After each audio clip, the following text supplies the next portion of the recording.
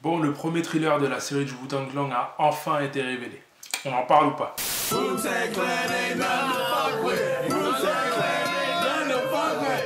Alors le Wu-Tang Clan, c'est qui? C'est quoi? C'est le, pour ne pas dire même THE groupe de rap américain. Si t'es un fan de hip-hop, t'es obligé de connaître le Wu-Tang Clan.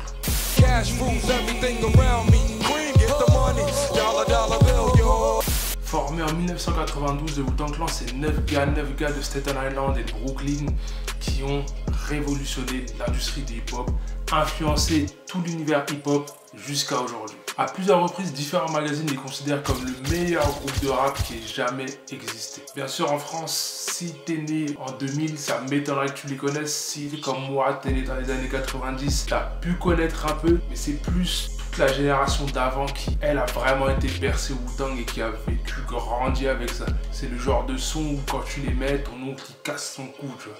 Ou il casse sa jambe parce qu'il veut taper des anciens pas. Donc dans le Wu-Tang, il y avait 9 gars. U-God, Masta Killa, Inspectah Dick, Jeezy, et ceux qu'en principe tout le monde connaît, Rick One, Old Dirty Bastard, qui malheureusement lui est mort d'une crise cardiaque en 2004, Method Man, Ghostface Killah, et celui qui aujourd'hui est le plus actif et a le plus d'impact sur tout ce qui touche, Wiz ou Wizza ou RZA, en fonction de comment les gens le prononcent. Wizza était considéré comme le leader du groupe, c'est lui qui composait la majorité des sons du groupe.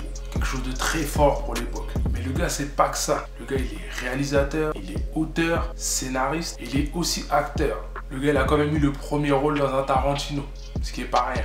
Mais bon, vous comprendrez pourquoi je parle autant de lui. Revenons à la série. La série sera disponible le 4 septembre. Elle retracera tout le parcours du groupe et sera divisée en 10 épisodes. Malheureusement pour nous, pas de Netflix, pas d'OCS, pas de Prime, rien de tout ça. La série sera diffusée uniquement sur Hulu. Soit il faudra faire comme on a fait au début pour Power, regarder tout en streaming. Soit il faudra commencer à sortir sa carte bleue pour prendre un abonnement chez Hulu. Qui dit production américaine dit gros casting, dit grosse réalisation. Et pour les acteurs, ils n'ont pas fait les choses à moitié, ils ont pris que du lourd. Joey Badass, Dave East, Shameik Moore, Ashton Sanders, Siddiq Zonderson, Zolly Griggs et Marcus Callender. Autant vous dire qu'en principe c'est censé être vraiment chaud. Le jour de lancement de la série, donc le 4 septembre, les 3 premiers épisodes seront disponibles. Après il y aura un épisode par semaine comme on a pu voir pour Game of Thrones. La série reviendra sur la formation du groupe dans les années 90 et on verra comment Raze a réussi à réunir le groupe entre le crack, la musique et tous les problèmes que chacun pouvait avoir de son côté.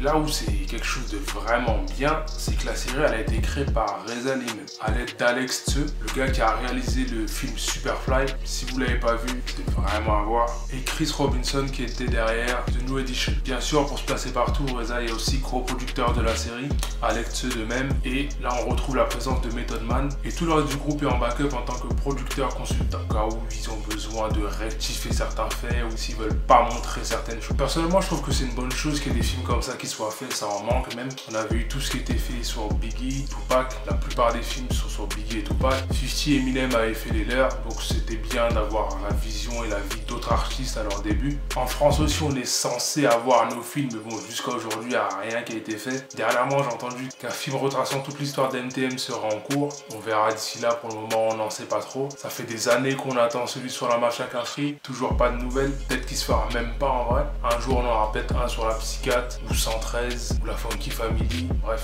on verra.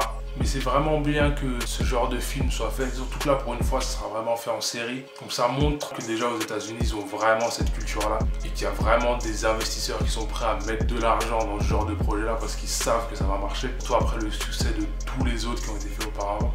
Je pense qu'il y en a un peu plus à faire en vrai, parce qu'il y a plein d'artistes qu'on aime bien, il y a plein d'artistes qui ont marqué leur génération qui eux aussi méritent un film ou une série. Parce qu'ils ont des histoires intéressantes et un parcours assez atypique. Ça serait même peut-être bien d'en voir un sur les Migos, Dipset ou A$AP Mob, ce genre de personnes-là. Ça pourrait être cool à voir. Bref, c'est le 4 septembre, donc c'est dans pas trop longtemps. Il ne reste plus qu'à attendre. Et ben voilà, c'est tout pour moi. Vous connaissez un peu la suite, tout ce que vous avez à faire, le blabla de youtubeur, là, tout ça. Nous on se dit à demain, ou peut-être après-demain, ou j'en sais rien. Bref.